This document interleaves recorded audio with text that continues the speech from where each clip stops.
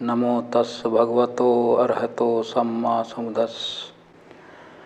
दुखों का भगवान बुद्ध ने जब कहा, जन्म भी दुख है, जरा भी दुख है, व्याधि भी दुख है, मरण भी दुख है, प्रिय से वियोग, अप्रिय से संयोग, इच्छित वस्तु की पूर्ति न होना ही भी दुख है। जब उन्होंने देखा दुखों को गिनाते गिनाते तो इतनी विशाल इसकी संख्या है, राशि है कि कहाँ तक गिनवाऊँ, फिर लोगों को इनको याद करना मुश्किल होगा। तो उन्होंने अंत में इसको सारांश दिया, कह दिया, ये पंचस्कंद ही दुख है। अगर दुख कहा जाए, दुख क्या है? पंचस्कंद ही दुख है। दुख की परिभाषा ही यह है, क्योंकि दुख कितने हैं इसको फिर गिनते गिनते थक जाएंगे, और ये हैं कहाँ ये भी हम लोग देखते देखते थक जाएंगे। आज आँख का दुख है, कल टांग का दुख है, ये शरीर का कितने अंगों का दुख है, शरीर के अंदर के अंग है, कुछ बाहर का हमारा अपीयरेंस है, उसमें परेशानियां हैं, हम लोग नहीं जानते। भगवान बुद्ध ने कहा दुख का अगर दूसरा पर्यायवाची पूछा जाए तो पंचस्कंद ही उसका दूसरा सिनोनिम है। और अगर कोई और गहरा जाना चाहता है, और गहराई से जाना चाहता है, तो पंचस्कंद जो चार आर्य सत्य है, वो चार आर्य सत्य है, और पंचस्कंधों में कोई अंतर नहीं है। चार आर्य सत्य और पंचस्कंद कोई दो नहीं है, दुख और पंचस्कंद कोई दो नहीं है, ये एक ही हैं। अब ये देखने में अपेरेंटली एक लेमैन को, एक जो पथकजन है, ये लगता है पंचस्कंद और दुख का क्या लेना देना, या चार आर्य सत्य का क्या लेना देना। दुख तीन तरह के जो दुख हैं, वो मतलब ये भगवान बुद्ध ने इसको कहा है मोटे तौर पर। दुख पहला है दुख है, दूसरा विपरिणाम दुख, तीसरा है संखारा दुख। ये दुख क्या है? नेचुरल जो हमारा चलता रहता शरीर का, जन्म है, मरण है, व्याधि है, और प्रिय से वियोग, अप्रिय से संयोग, इच्छित वस्तु की पूर्ति ना होना, जिनको हम महादुख समझते हैं, मृत्यु जैसे को, उसको उन्होंने बहुत साधारण दुख में लिया है, ऑर्डिनरी सफरिंग में लिया है।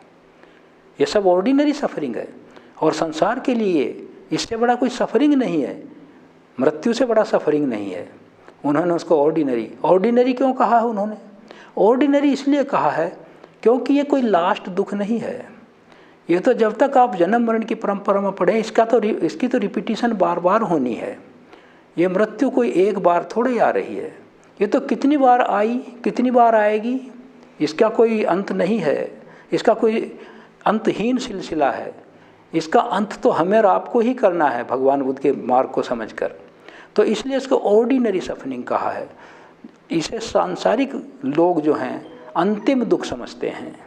ये अंतिम दुख नहीं है, ये बीच का एक क्रमिक दुख है, एक बीच की कड़ी है, ये एक पड़ाव है। ये इसी तरह पड़ाव है कि जैसे व्यक्ति का, जैसे उदाहरण है मृत्यु का, एक कोई दिया है, उसमें तेल है, बाती है।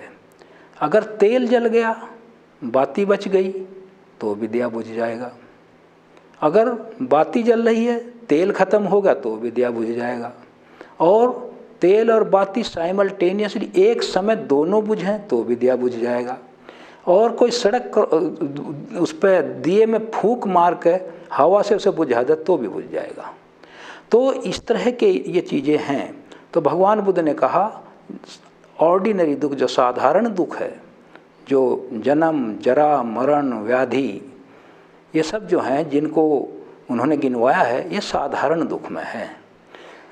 अब ये चलते रहते हैं। दूसरा उन्होंने कहा विपरिणाम दुख बाय चेंज, दुख जो चेंज से, परिवर्तन से दुख आता है।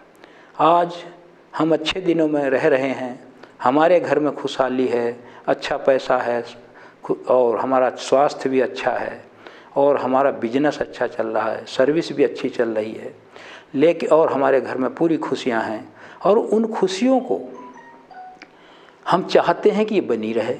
आदमी का सबसे बड़ा जो इनबिल्ट है, जो साइकोलॉजिकल बिल्ट है व्यक्ति का, वो ये है, उसका जो संरचना है व्यक्ति की, वो प्लेजर्स की ही तरफ झुकती है, प्लीजेंट वस्तुओं की ही तरफ झुकती है।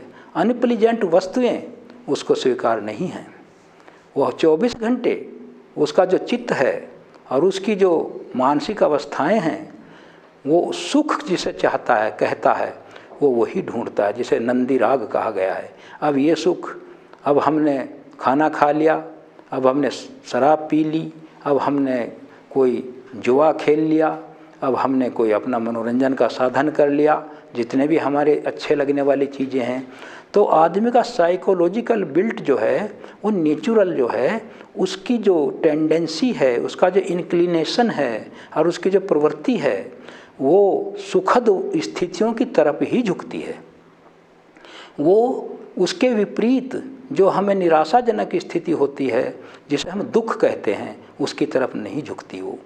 तो विपरिणाम दुख का जो है, जब वो परिस्थितियां बदलती हैं, जो हम सुख कहते हैं जिनको, तो उसको दुख होता है। जब उसके यहाँ कोई दुख आ जाता है, वो परिस्थितियाँ बदल, धीरे धीरे गरीबी आने लगती है, शरीर बूढ़ा होने लगता है, और ये सब चीज़ें होती है। अकस्मात कोई मृत्यु हो जाए किसी के यहाँ, तो उसका सारा कोई कष्ट आ जाए, जो परिस्थितियों में चेंज आ जाए, विपरिणाम दुख उसको कहते हैं। तीसरा है संखारा दुख। अब ये दो जो दुख हैं पिछले वाले जो हमने बताए, साधारण दुख और विपरिणाम दुख, ये तो दिखाई पड़ते हैं और हम इनको डे टू डे रियलाइज भी करते हैं। लेकिन संखारा दुखा संसार रियलाइज नहीं करता, जबकि सबसे गंभीर और सीरियस और बहुत ही गहराई से उसकी रिसर्च करने की ज़रूरत है, तभी उसको पता चलता है संखारा दुखा। अब जो बात मैं कह रहा था, पंचस्कंध ही दुख है। संखारा संस्कार, जो हमारे पंचस्कंधों का एक मतलब अंग है, संखारा, संस्कार, संखारा, कुछ भी कह लीजिए इसको। और इसके बहुत ज़्यादा इसकी शाखाएं हैं। जैसे 52 चैतसिक हैं, जो चैतसिक हैं वो भी संखारा दुखों को ही प्रमोट करते हैं। इसलिए संखारा दुखों को जानना, रीड करना थोड़ा मुश्किल है। संखारा दुखों में क्या है? रूप है, वेदना है, संज्ञा, संस्कार, विज्ञान। ये जो पंचस्कंध हैं, ये 5 जो संस्कार हैं हमारे, जिन्हें पंचस्कंध उपादान स्कंध कहते हैं, इनके अपने अपने जो एक्सप्लेनेशन हैं वो आपको पता है। आपको सभी को साधुवाद देता हूँ।